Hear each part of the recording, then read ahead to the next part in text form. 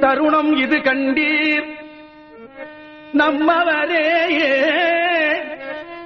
நான் தான் புகழ்கின்றேன் என் மொழி ஓர் பொய்மொழி என்னாதீர் உகுந்தருணம்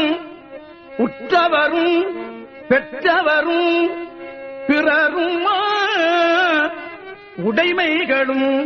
உலகியலும் உற்ற துணை அன்றே மிகுந்த சுவைக்கரும்பே செங்கனியே கோர்த்தேனே மெய்ப்பயனே கைப்பொருளே விலையறியாமணியே தகுந்த தனிப்பெரும்பதியே தயாநிதியே கதியே